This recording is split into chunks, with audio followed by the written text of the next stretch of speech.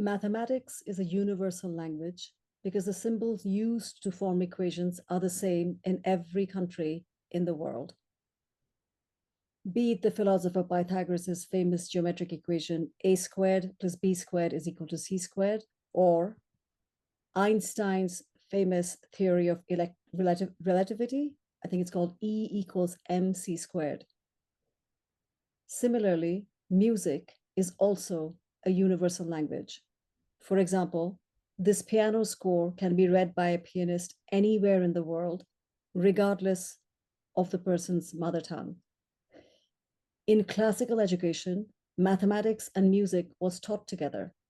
In fact, Einstein was a very good violinist, and he has credited music to developing his intuition, which eventually helped form his famous theory of relativity that E equals mc squared.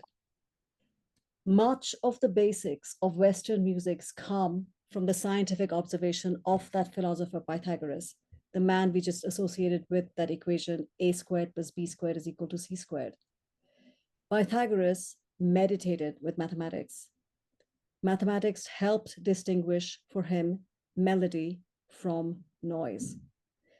In fact, the musical concept of the octave is attributed to Pythagoras. And for much of his followers, numbers were the building blocks of the universe, and numerical mysticism presented our universe to them as a gigantic musical instrument. They, like many others even now, believe there's a background melody to the universe.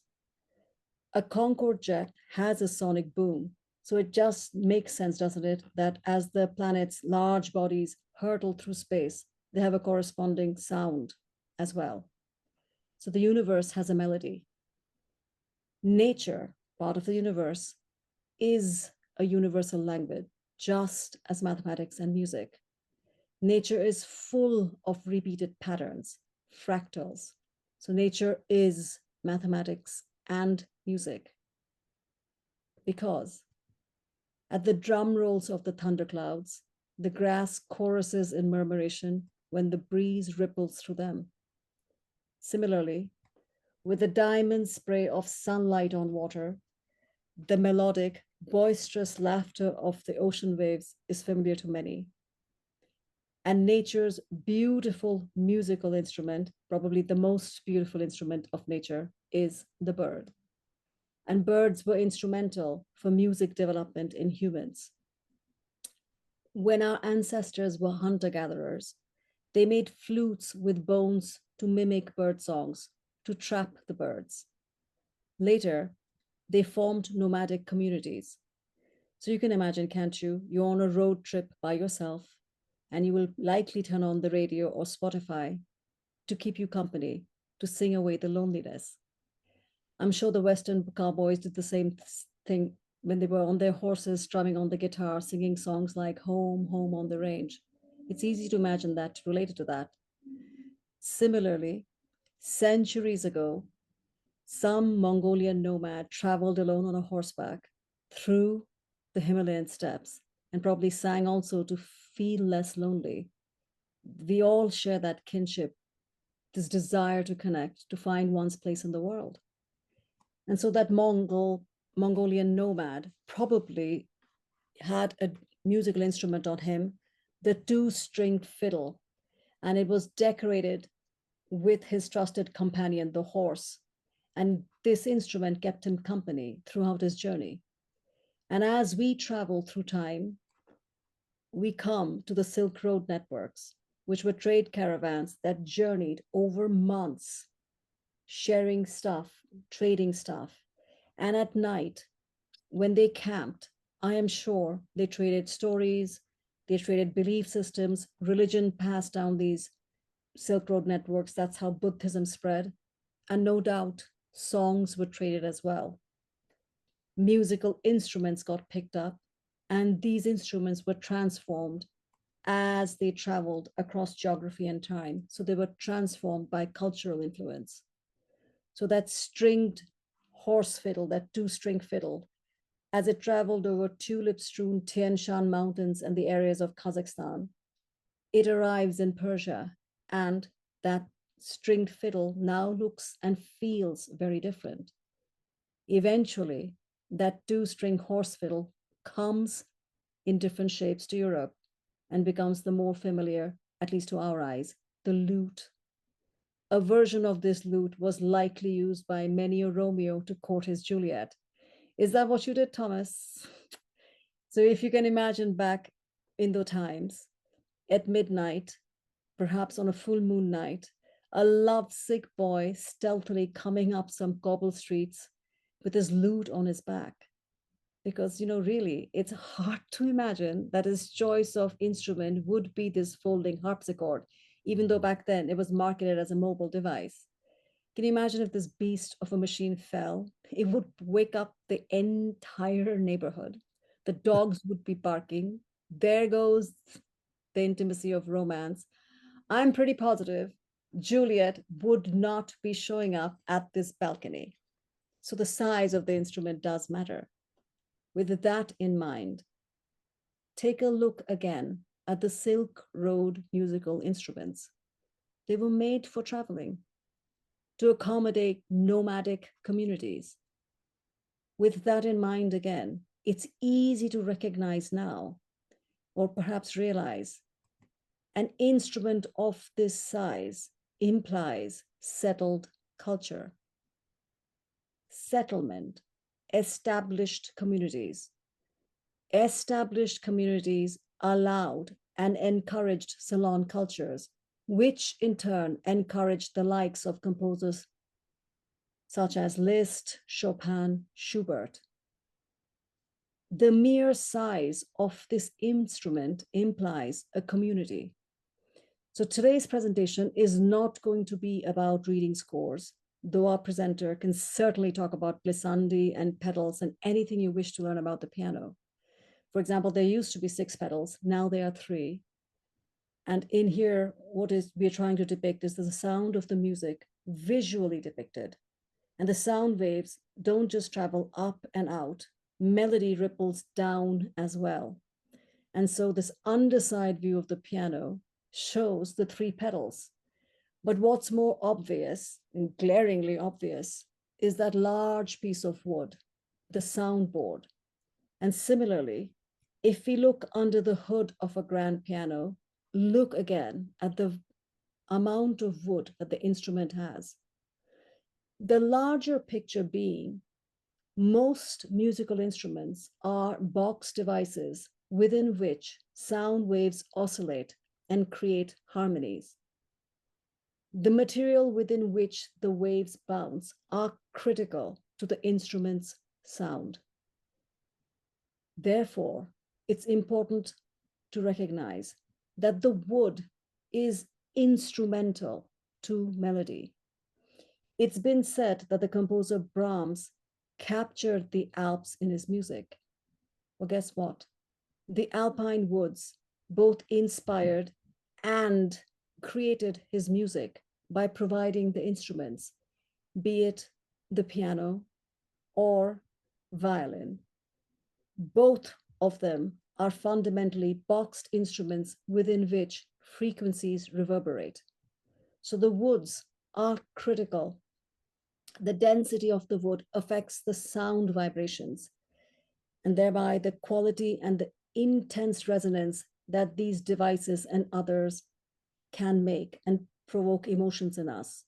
Devices such as the violin, also the hammered dulcimer, and also the Indian sitar. So this is true universally.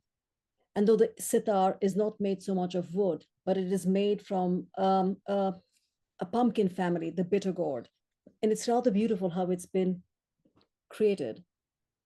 They hollow it out, carve it out, made with love and beauty. So no matter what the device, what we want you to at least recognize by the end of the presentation, that the material is instrumental to the sound produced by the instrument. So when next you're at the Chicago Symphony Orchestra, whether you're sitting in the lower balcony, or perhaps you're sitting in the main floor in the back somewhere, when you see this, please recognize this, that the orchestra, no matter which orchestra hall you're going to, this is actually a forest. So with that in mind, I have with great pleasure introduced to you in a few seconds Thomas Zoells. He is the founder and owner of PianoForte of Chicago. He is more than qualified to speak again on everything related to piano. But the reason I asked him to present today is very personal. We were chatting one day, and he said, I remember distinctly saying that he was uncomfortable because he had to get his private piano tuned, that the piano was worn with care. And for him to fix it, it would, when you fix the notes, which now, even though they're not perfect, captured the amount of all the hours he spent playing on the piano, it captured all that pleasure. He didn't want to have those erased. It really struck me because what is it that makes a piano grand? It's not the instrument by itself. It's the emotional connection, the nostalgic melody of time. That, yes, as time goes by, it's these kinships that matter the most, the relationships we have with each other. And that couldn't be a more perfect transition because, Thomas, it is such a pleasure and a privilege to call you friend. So I give you with pleasure, Thomas Zoells. Thank you, Thomas. Thank you, Shoma. Well, since everything that you showed us so far seemed to have been made mostly of wood, it seems appropriate that we start in a forest, and this is a very particular forest high up in the Italian Alps. And as the sign indicates in Italian, il bosco che suona, the forest that sings. This is a forest that has been there for centuries, and for centuries it has been managed in a particular way, and for centuries instrument makers have gone there to find the very special wood that would be the heart of the instruments they were making. In particular, people like Stradivari or Guarneri or Amati, they went up into the Italian Alps to find this wood. This is red spruce, and it's a particular forest called the Val di Fiemme. It's at roughly 6,000 feet in altitude, and the result is that because it's cold, because it's high, there's less oxygen, and therefore year after year the wood grows extremely slowly and creates a very tight grain, which makes the acoustic qualities of this wood different. It's both very compact and very light, and it's just full of resonance. It's said that only 1 out of 1,000 trees is truly a musical tree. And there's, of course, a whole process of selection. First of all, a natural selection, which is that these trees are only allowed to grow naturally from seed that falls to the ground, sprouts into a little twig, and then grows to be a majestic tree. And it's, of course, a process that takes 50 to 75 years for a tree to gain full maturity. There's one gentleman who chooses which trees can be cut, and this will vary from year to year because not all trees will be ready at the same time. And it has been exactly this way already in the 1600s, which was the time when people like Stradivari made their very famous violins, of which there are only about 600 still in the world today. So it's also said that there were particular climatic conditions back then that made the wood particularly favorable. Nowadays, you see what you see here, climatic conditions that make it a whole lot less favorable. In particular, this was a storm called Vaya in 2018 that destroyed a large percentage of the Val di Fiemme forest. And we're still recovering from this. So the high quality wood is, of course, more rare and more expensive. And there's, different grades of the wood, and the wood used in musical instruments not only has to have the tightest grain, but it cannot have any disturbances in the grain, no knots, no irregularities. So we're coming out of this phase, and of course, the melting of the glaciers and so on. This is all not helping. The wood then has to be cured for a number of years before it can be used in a musical instrument. Why? Well, primarily because even after it's cut, the wood is still living and it's still settling. And by curing it, it gets to a point where it's very stable and it will not change anymore. Generally, with top-end piano makers like Fazioli, the wait time would be about 2 years before any wood is used in a soundboard. So this forest is kind of at the foot of the Alps. The Alps go all the way from France. Maybe you'd recognize the Mont Blanc, all the way to Italy, going through Switzerland and Austria. And so here we're kind of on the tail end of the Alp mountain range. And if you go into the valley from the red circle is where Fazioli has his piano factory. And he's, if you go up the valley past Belluno, you will get to the Val di Fiemme, a very convenient spot for him to have the factory so that he can source the wood.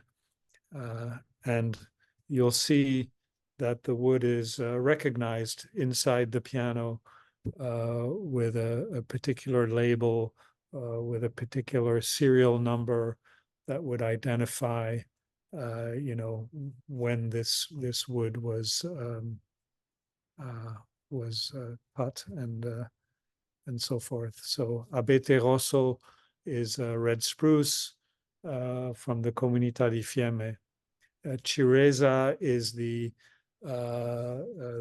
company that has been authorized by the Italian state to manage the forest. We will see next the process of selecting. So not only does the wood have to be of a certain quality, but it then has to be matched. The planks of wood have to be matched so that it's a very unified soundboard, and that is what this gentleman is doing. You can see the stacks in the background where they've sorted different colorings, different grain, and so it's a pre-selection and then it's put together. This is the final product, the soundboard, which is a very thin membrane of wood. It starts off a little bit thicker, and it's hand planed so that the edges are thinner and so that it can vibrate very freely to amplify the vibrations of the strings. What you see on the side we're looking at is what we call the ribs. They are pieces of red spruce that are installed to give the soundboard more solidity, but not to take away from the ability to vibrate. Going back to Pythagoras, as Shoma mentioned, he sort of codified in mathematics what was apparent in nature. So really, he simply translated what was already there. In particular, what this demonstrates is that when a string is vibrating, it produces a tone as a whole. And if you look at the chart A, this is the note that you're primarily going to hear. Let's say it's a C. And the second chart, B, is showing you that whilst the string is vibrating in its whole, it also has a tendency to vibrate very easily at the half. And this is creating a harmonic, a derivative tone, which is an octave. And there's a connection between the two notes because your ear will recognize it as the same note. It will be a lower C and a higher C, but the same note. And the third chart is really what Pythagoras found and which codified music for the centuries to come and still today, which is that the string also likes to vibrate in thirds, and the note that you would hear in this third division is the fifth. The fifth is so important. In Greek, it's penta, and so of course you've heard of the pentatonic scale, maybe, which is heard a lot in Chinese and Japanese music. And then, of course, Debussy and Ravel used it a lot. And also, if you follow the fifth going up or going down the scale, you will create the 12 notes that are used in classical, jazz, contemporary, even Indian music. This is the scale that we use because the fifth is naturally there, as is the third. And then we get into a gray zone. There's something called the blue note, which is not quite in our scale and is used in jazz. And when you hear children singing, they will sing it without realizing that it's not in the scale. So this is all very fundamental to make this connection between what is in nature, the music of the spheres, the sound, the sound of the forest, and finally the sound we hear in instruments. And the piano, which we are looking at today, is of course a complex instrument, and as Shoma was saying, a not a very portable instrument. And if you look at the history of it, going back, we could go further back, but if you look at the year 900 roughly of the Christian era, you would find an instrument that is a precursor to the piano. It's a stringed instrument.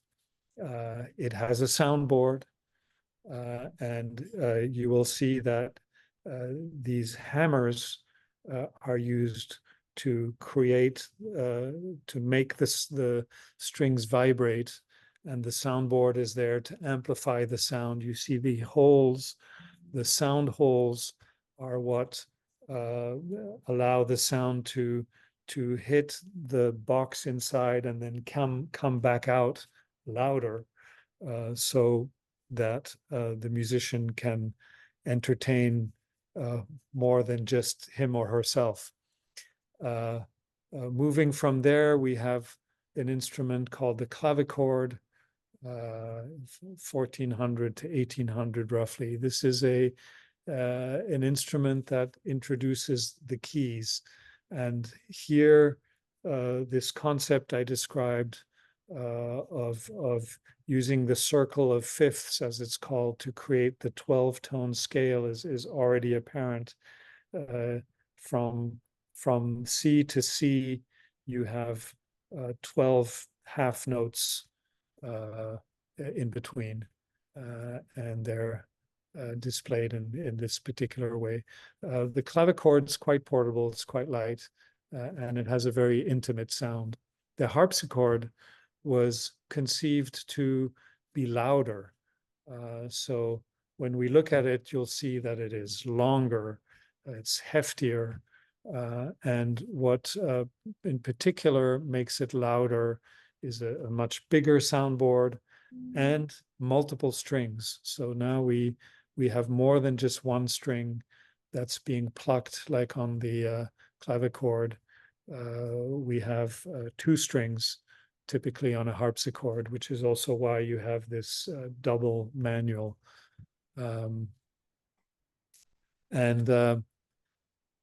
So then we had really a breakthrough in around 1700 or 1703. An Italian gentleman called Bartolomeo Cristofori came up with an idea of a different harpsichord where instead of plucking the string, you would actually hit the string with a hammer. If we look at that instrument, you'll see that it's maybe even a little bigger. It has the keyboard, but it has a different kind of action. And initially, he called his invention the harpsichord that could play both soft and loud. And in Italian, that was called the clavicembalo col piano e forte. And eventually we sort of simplified that very long name to PianoForte because that kind of describes it. It can play soft and loud through this hammer, which, you know, in originally was covered with skin, and it still was not very powerful. And if we look at what comes next, there you can see the kind of rudimentary action that he was using, and you can see shanks with a hammer at the end. They're the white part, and they're quite small, and they then you can see a cavity a little bit beyond on the picture, and that's where the hammers will hit the strings. So what's different in the modern piano? Well, in about the 1840s, piano makers still striving to make the instrument more powerful. This was partly to be able to hear it in a bigger space, to have bigger audiences, and because composers wanted more power. The big difference here is that this instrument now has an iron frame. It's sometimes called the harp, and this allows for more strings. So now we have 3 strings per note, hammers that hit the strings in a much more aggressive way, if you like. There's a lot of pressure, and this iron frame allows the piano to withstand the pressure of the strings, and it also helps amplify the tone of the instrument. So, and there's a lot of development that went into this to improve the way the action works, improve the way the strings can produce sound, create a bridge that really transfers that sound very powerfully.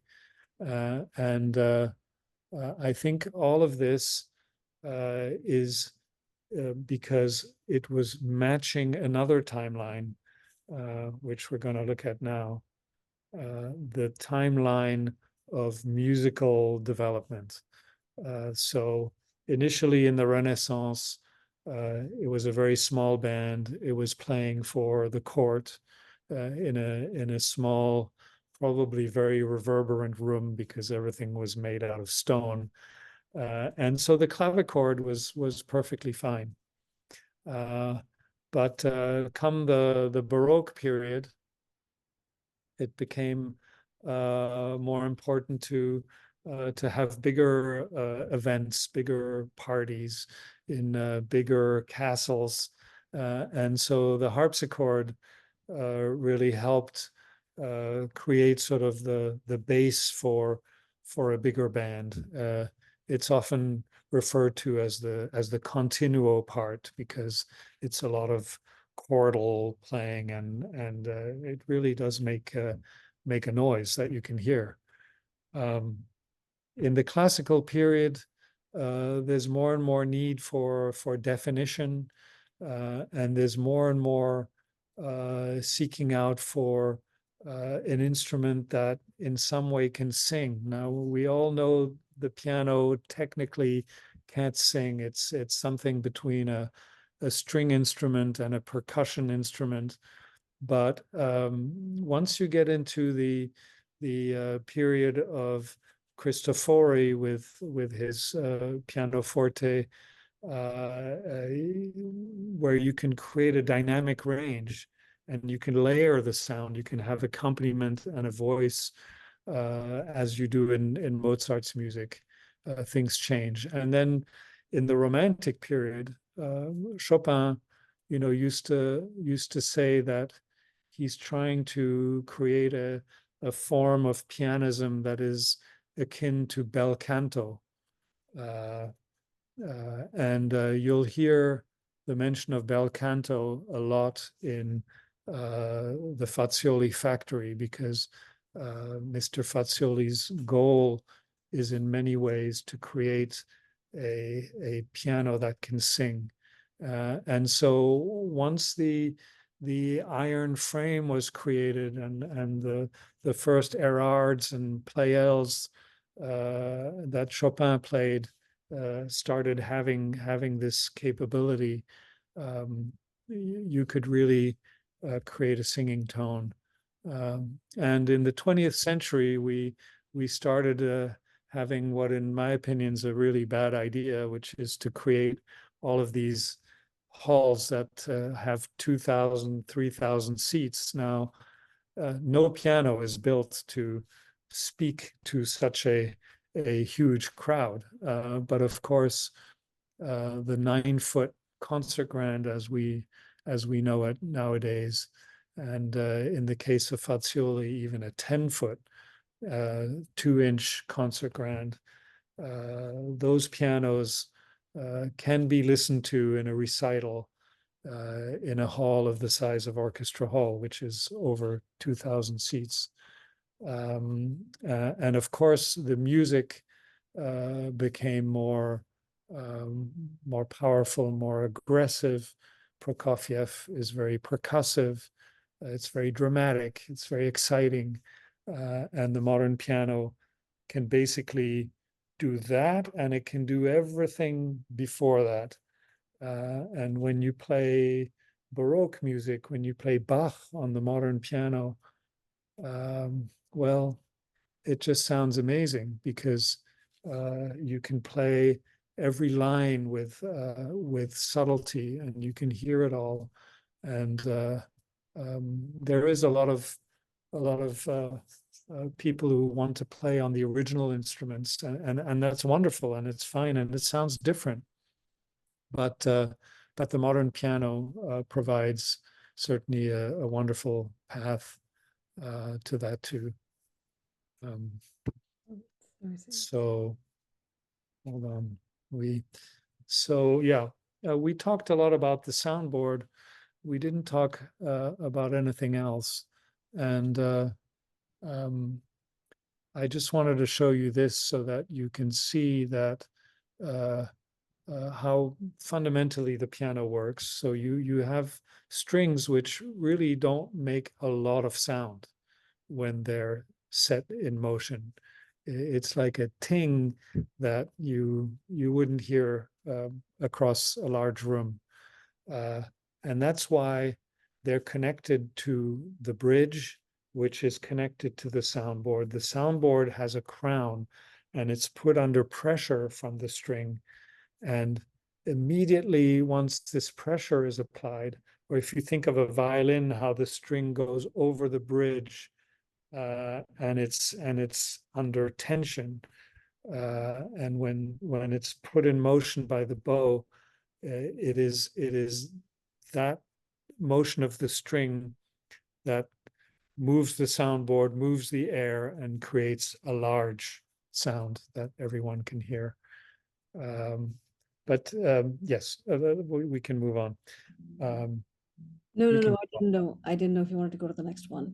Well, I was just going to mention that there's of course a whole other element. We'll get into more slides later uh, of the part of the piano that is connected to your finger, actually, and we call that the action. And here you can see a shank and the felt hammer that's going to hit the strings to put it in motion.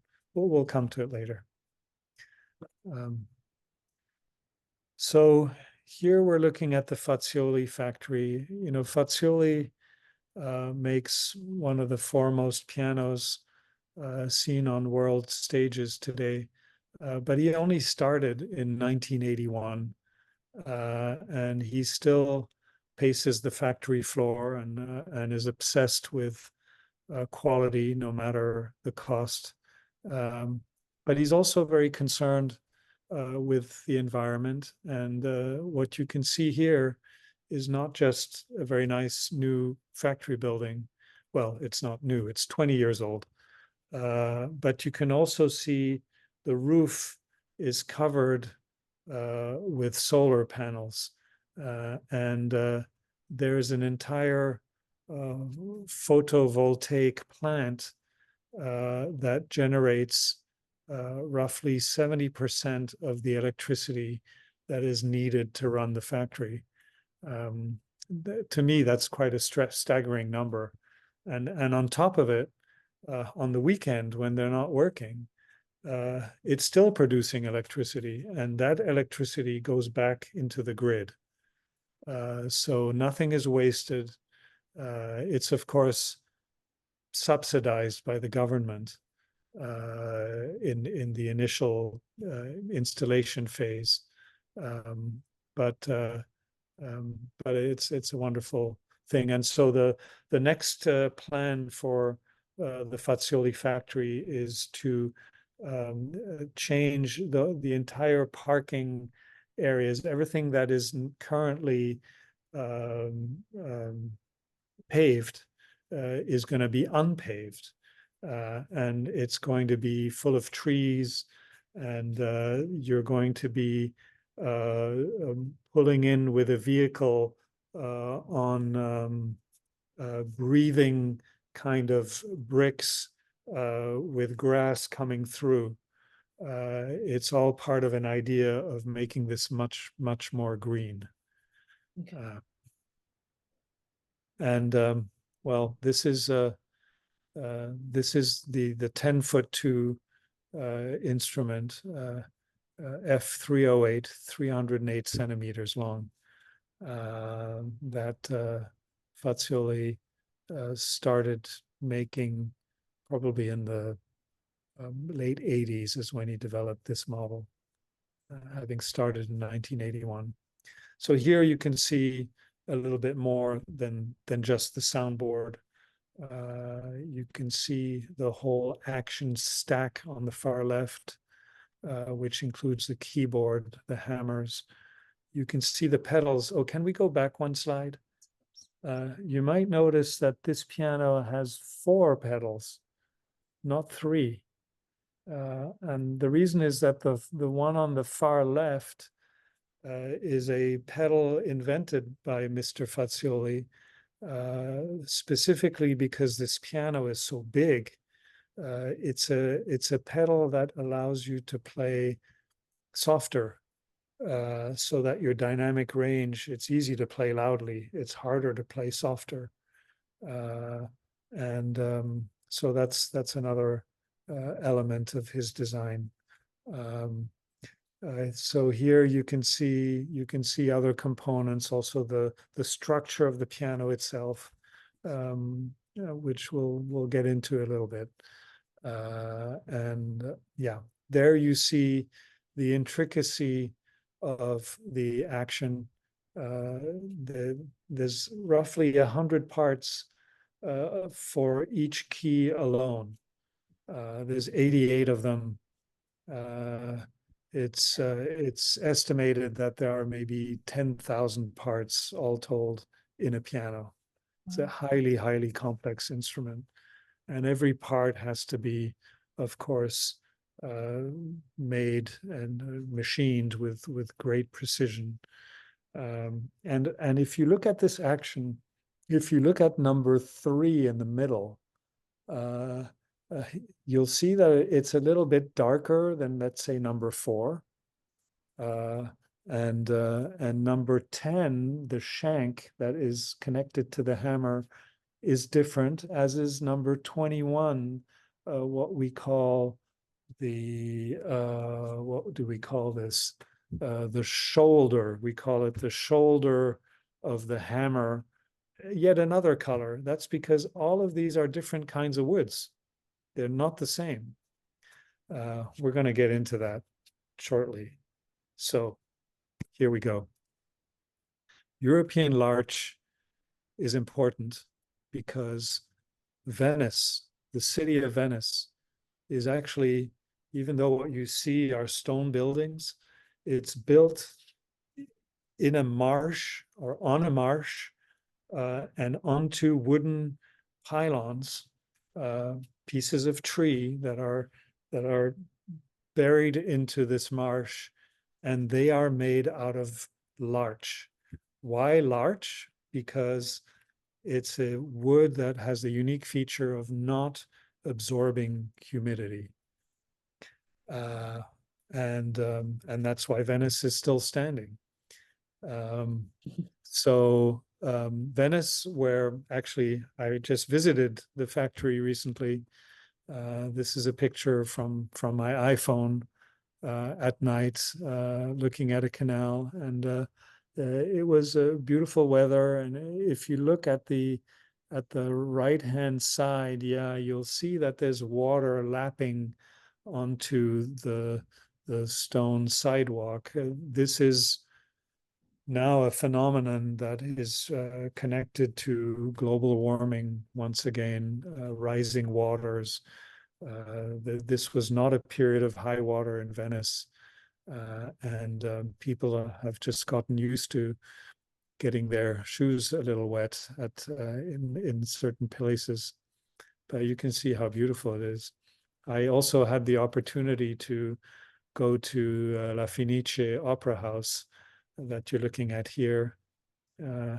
It burnt down in a famous fire in 1996, and it was reopened in 2003 or 4, I think, having been completely restored, which is what you see here. This is also a picture from my iPhone.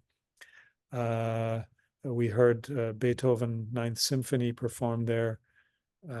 You can see how beautiful it is. It's a theater from the 1600s, where many operas were performed for the first time, Rossini operas, Donizetti operas, and others. It's stunningly beautiful. You can see the wood. It's, of course, entirely made out of wood, which is why it burns so well. But this is the main box. You can see the incredibly gilded wood.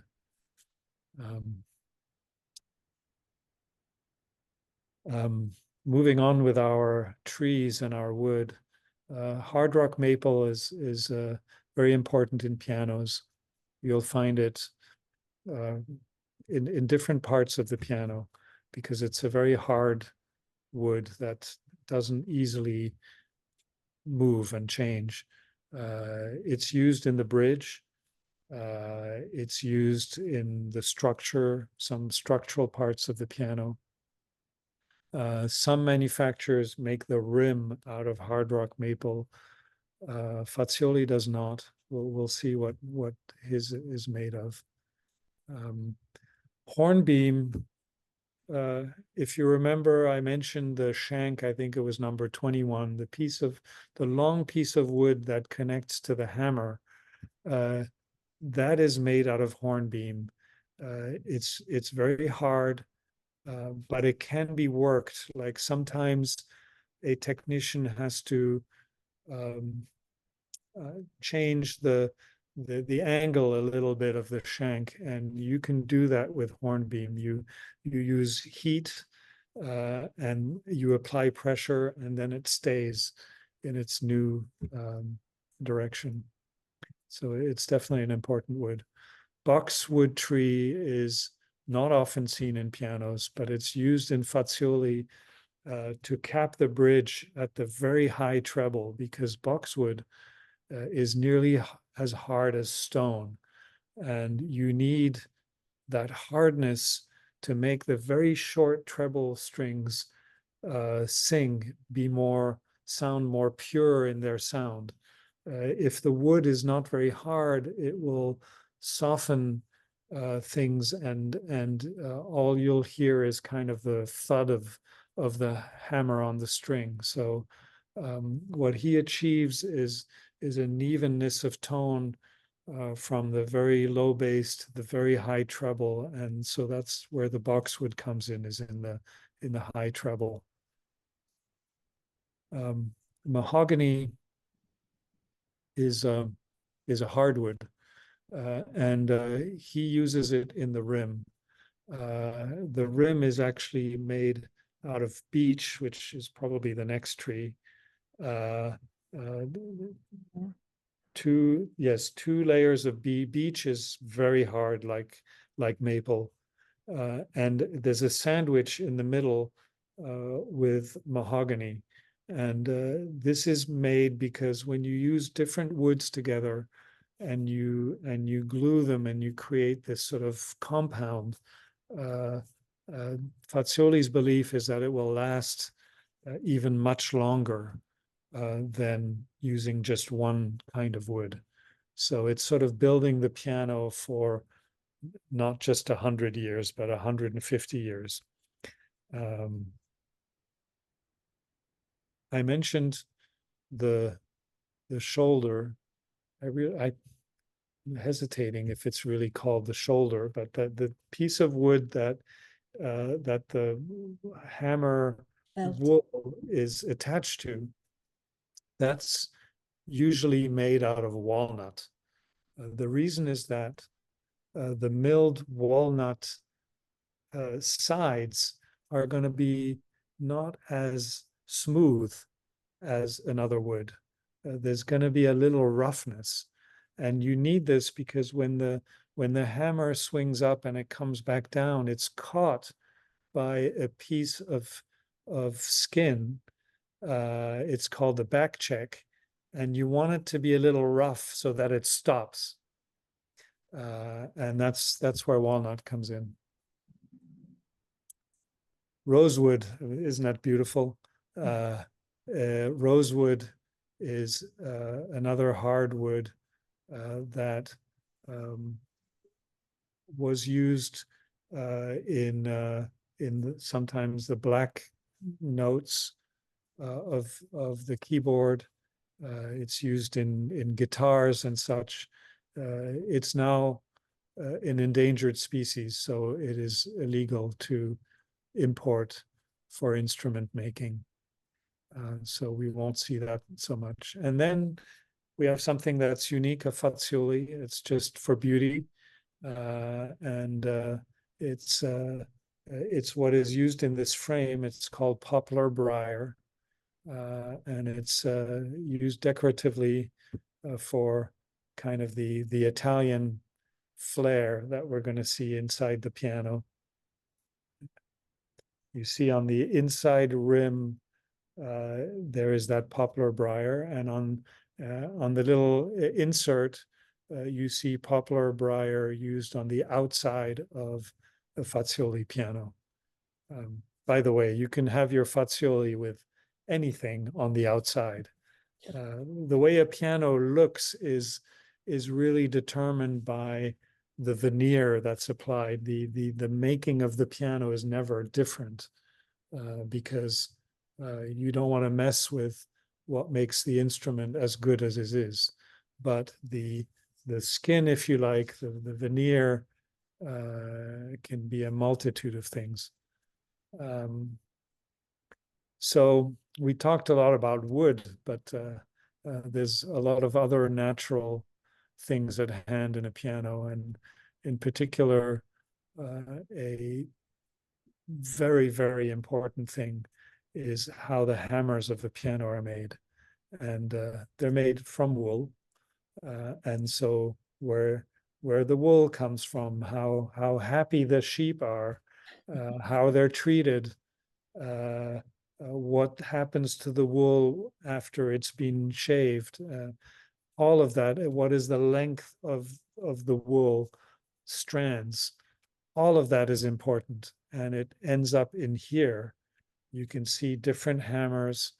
There's even a different wool felt used at the very core. And the different colors indicate different kinds of wool, harder, softer, and this will change the actual sound that will come out of the piano. This wool is it comes in a sheet, and it is compressed onto the molding, not shoulder, molding. And these, by the way, are not walnut. They would be dark brown if they were walnut. So it's compressed, and it's done using steam frequently. Sometimes they're cold, what's called cold pressed, so no heat at all. And it's a very complicated process that can really make a difference between an excellent piano and a not so good piano. You see them there. Likewise, the strings. So the strings are steel. There are different kinds of steel. Here we're looking at bass strings. Those actually have copper windings over steel.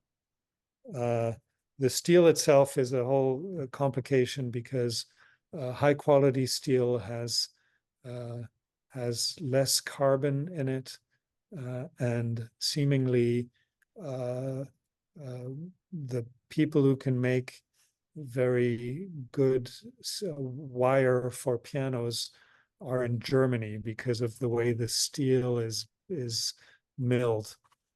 The copper windings are done usually by hand at the Fazioli factory. It's one of our favorite things to watch, is watching them apply the copper on a string. You just kind of run it as the string is turning, and they just run it up, and they have to have a very even hand.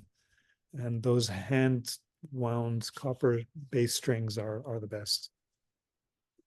So here you can see how it all comes together. Yes, there's another element to a piano, and that's what you touch. After all, pianists frequently only know that. They don't really understand under the hood, which is why we wanted to have this discussion. And so the white keys on older pianos were covered with ivory. In the 70s, roughly, it became illegal to use ivory for key tops because ivory meant harming the elephants in the wild. And so nowadays you're going to find different kinds of materials used for key tops, from natural to highly synthetic and sophisticated. In the natural vein, you're going to see some, if we look at the next slide, yes, this piano, which is a Fazioli in Michigan, has oxen bone keys, white key coverings. It's a wonderful, so it's made out of bone, as the name indicates. It's an extremely silky, absorbent, wonderful texture. But as you can see in the insert, it can get discolored, or it tends to get discolored like this. You can't actually feel anything, but because customers can be very picky people, the thinking was that this would not fly, and therefore you can actually order a piano with oxen bone keys if that's what you want, but it's not done typically in a standard way. So what we tend to go towards is, of course, plastic key tops, but the kind of key top that Fazioli uses now is called Tharan, and it's a product developed in Germany that is a combination of plastic and porcelain. So it has that sort of absorbent feel to it, and not so smooth, slippery surface that you wouldn't want when you're playing a lot of notes. So coming to towards a conclusion, I think there's piano making and pianos combine so many different elements, and we can start with an artistic element, or the art that we are looking at right here, this beautiful instrument from the inside, where hopefully you understood that making this soundboard is an incredibly complicated and work-intensive task, and each one is truly custom made,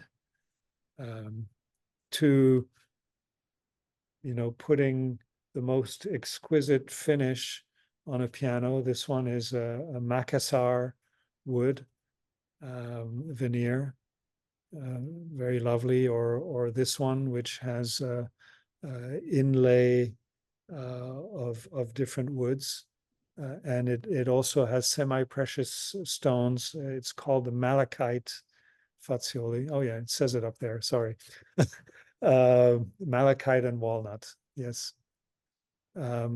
Or this, which is was a custom-made piano for a customer who said, "Well, I love the paintings of Canaletto of Venice. Can you hand paint a replica of the painting on the inside of the lid?" Well, Fazioli, of course, obliged. What he did is he created a longer prop stick so that you can see the painting. There's more angle on the inside of the lid, so you can see it better. Or this kind of piano that has an architecturally designed exterior. This is in a hotel in Vancouver. It's called the origami piano because of all these angles and the cutout.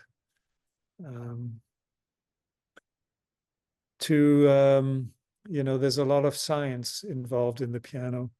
I'm not a scientist, so I only kind of scratched the little surface of Pythagoras, but there's a lot more to it. The tuning of a piano is a highly scientifically researched discussed, argued over subject, and contemporary tuners will tend to use help from apps to or devices to make their tuning work run a bit faster, but they'll still use their ears. Don't get that wrong. High quality technicians use their ears, but all of that research is very interesting, and of course it's bases on some very complicated formulae that put me to sleep when I look at them. But Shoma is excited.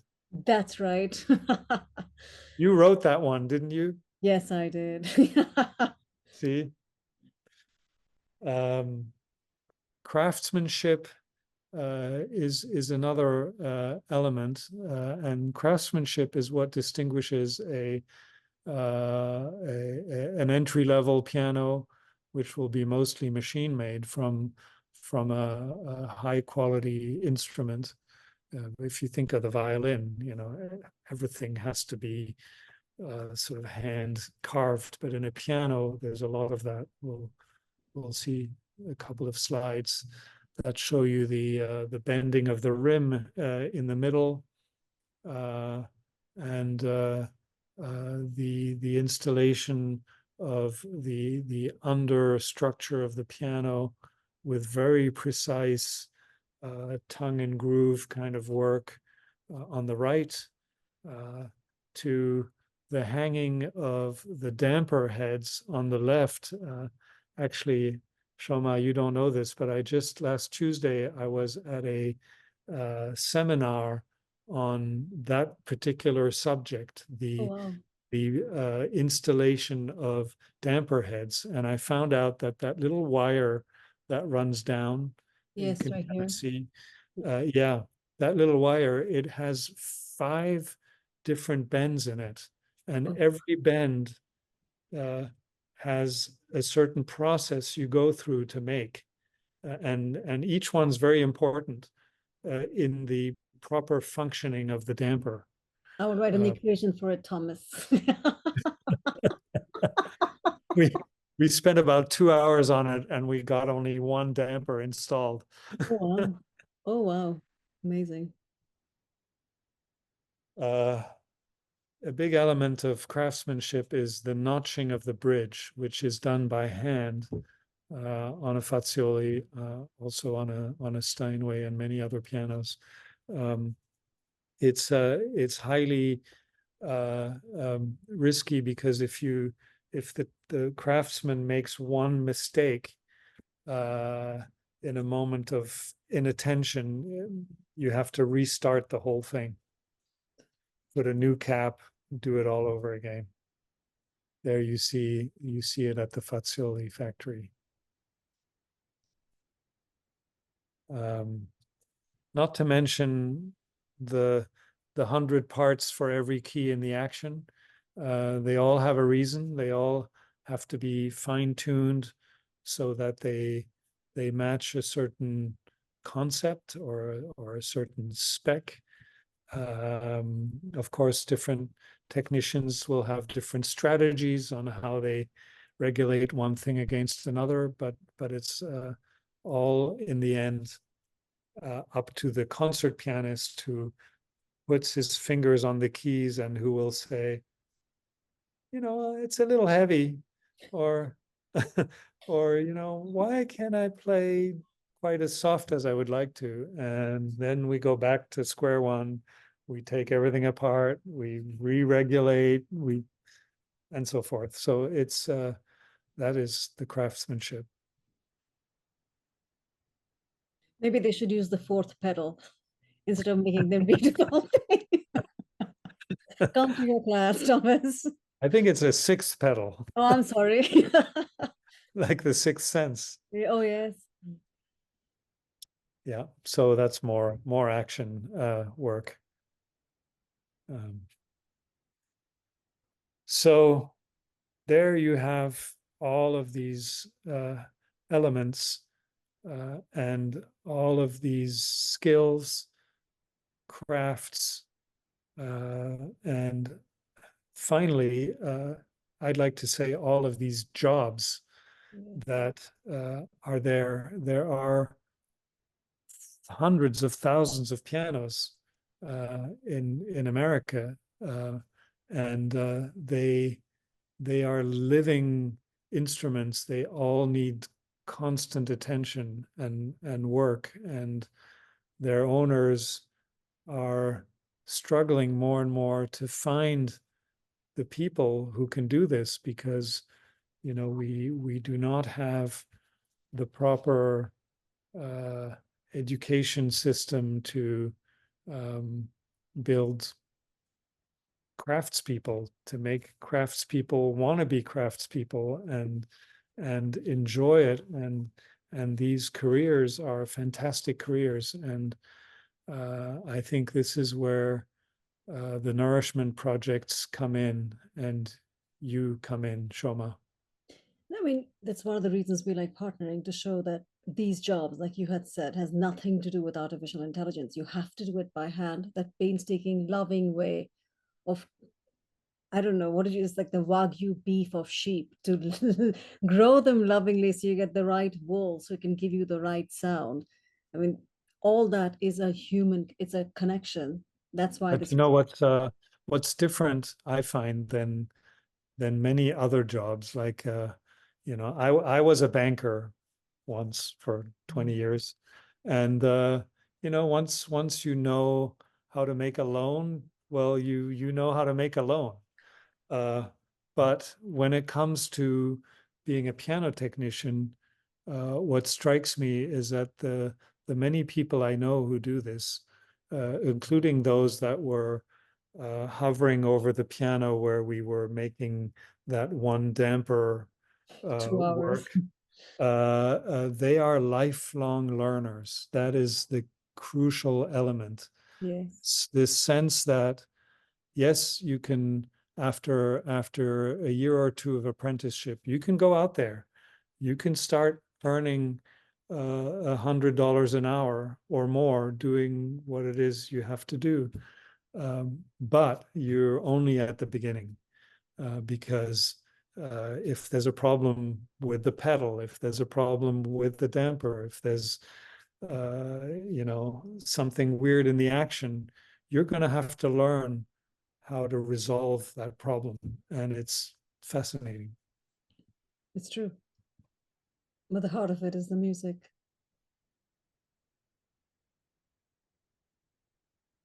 Isn't that right? It all adds up to it. That's what took me when you had said the hours you spent playing the piano, the pleasure you got out of it, whatever out of tune it went.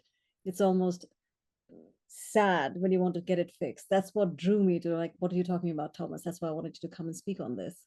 Yes, indeed. Yeah, so I mean, in the end, the whole reason that we have musical instruments is to express ourselves with music. I wouldn't call myself a musician, but I uh, would. That's because you're humble. but I get tremendous solace and renewal from sitting at my beat up piano and hearing the sounds that come out of it. And every day that I sit at it, and it does happen just about every day, I feel like maybe it's in a different mood today, and it speaks to me differently, and it inspires me in a different way. And so, we're not building machines here. We're building things, objects that speak to us and that enrich our lives, and spiritually also. Yes, I mean, unlike you, I don't know how to play the piano, but ever You since know how to listen. yeah, I try. But what took me by surprise, but it just thrilled me or rent me absolutely silent, is when I learned from you the connection between, that's why it's called a kinship. between nature and musical instruments in general, piano in this case, that nature continuously sings to us through her trees in the form of instruments. And you know that music is emotion. When you spoke of it, it's pure emotion. And at the heart of it, no matter what instrument, and I highly recommend Faziolis, but regardless of what instruments that we use, it is all about emotions, and that it leads us, nature, constantly through so many ways, through so many venues. It leads us to a highest emotion, which is love, and which is what music is all about. And thank you so much, Thomas, for spending the time to let us learn about this, because I think it makes it so much more, Did how we should we say, resonant. did we mention that PianoForte Chicago is a store where you can visit and you don't have to buy anything. You can enjoy all kinds of different instruments. And we have a venue where we have concerts, so you can listen to them too. Please do. I mean, I highly recommend. Obviously, that's why you're here. I couldn't speak more highly of anything associated with you, Thomas. And again, I thank you for your time, and I hope to do this again on a different subject. But it's been music to my ears, and hopefully to everybody who watches this presentation. Thank you so very much, Thomas. And thank you, everyone, for your time. On behalf of Thomas, PianoForte Chicago, and the Nourishment Project's NFB, we wish you joy. Please take care. Bye-bye.